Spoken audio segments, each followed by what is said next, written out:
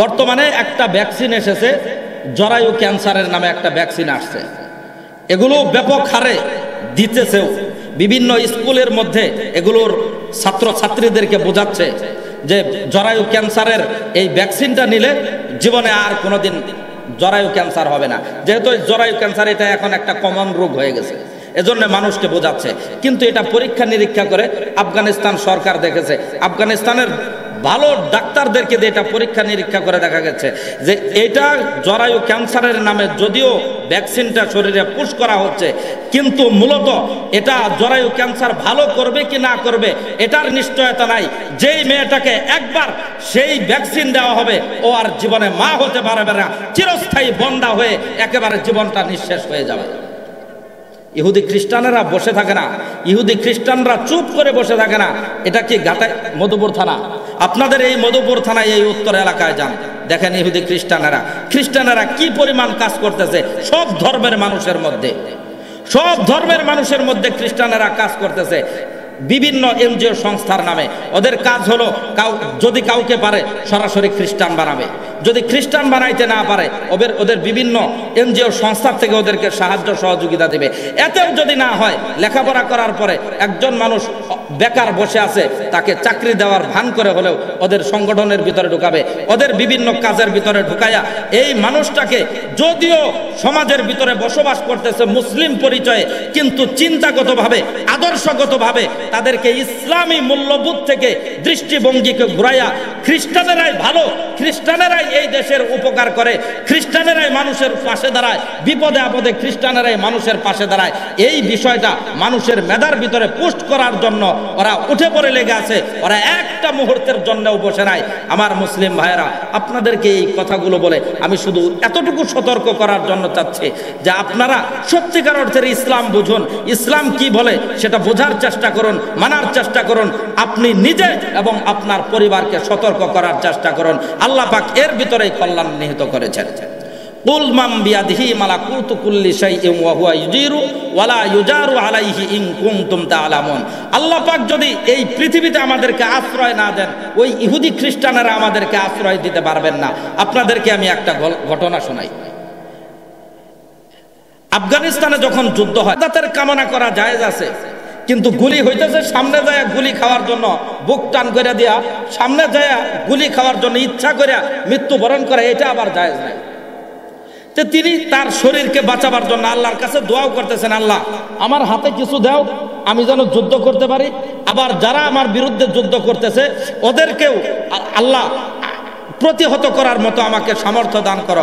আর যদি মৃত্যু হয়, আল্লাহ আমাকে তুমি এই মুহূর্তে, রমজানের এই বরকতময় মুহূর্তে আমাকে তুমি শাহাদাত নসিব করো।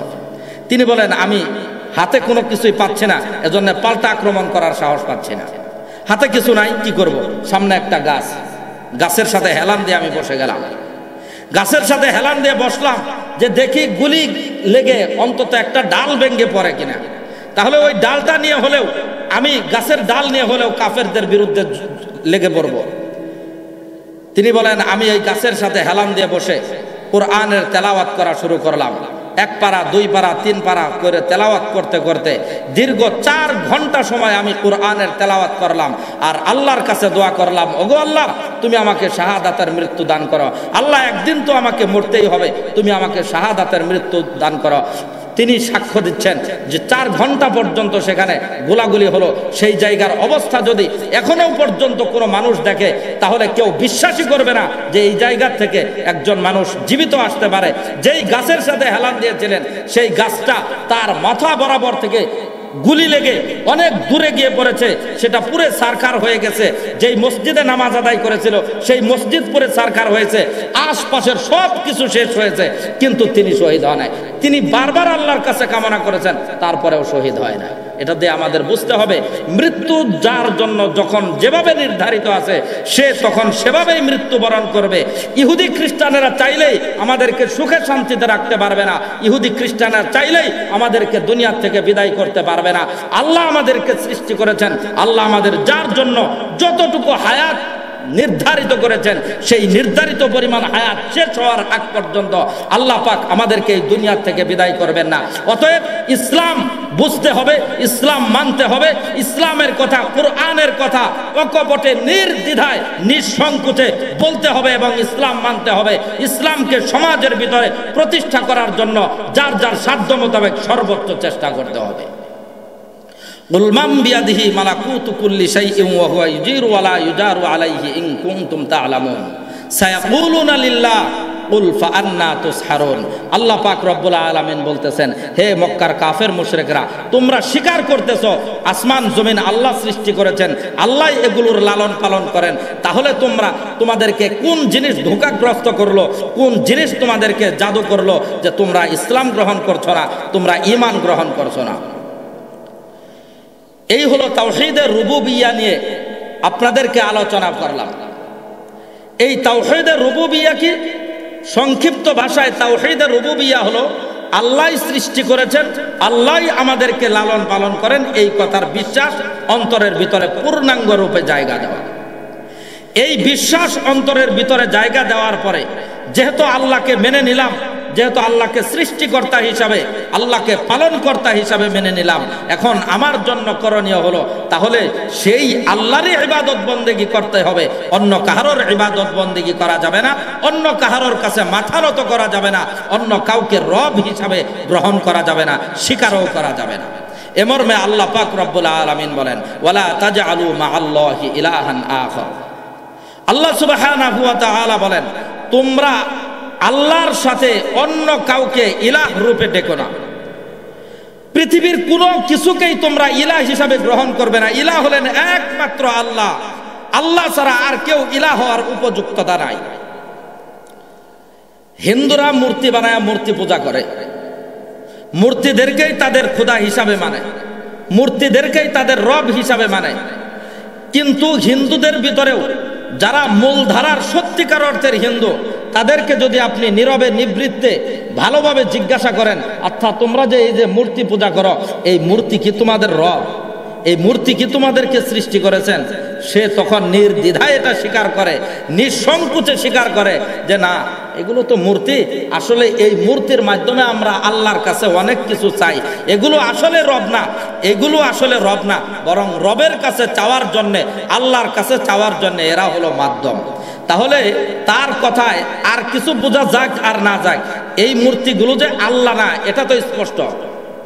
এই মূর্তিগুলো আল্লাহ না, তার সবচাইতে বড় প্রমাণ যে তারা নিজেরা বানাইছে। আল্লাহর গুণ হবে আল্লাহ সৃষ্টি করবেন, আল্লাহকে কেউ সৃষ্টি করবেন না। বুঝাইতে পারছি কথা? যাকে মানুষ সৃষ্টি করবে সে তো মানুষই হতে পারবে না, আবার মানুষের স্রষ্টা আল্লাহ হয় কিভাবে? যাকে সৃষ্টি করা হয় সে কখনো স্রষ্টা হতে পারে না, আর যিনি স্রষ্টা তাকে কেউ সৃষ্টি করতে পারে না।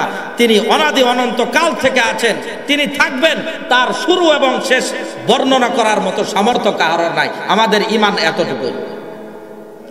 তাহলে আল্লাহ পাক রব্বুল আলামিন বলেছেন, ওয়ালা তাজআলু মাআল্লাহি ইলাহান আখার, তোমরা আল্লাহর সাথে অন্য কাউকে আল্লাহর মতো করে ডেকো না।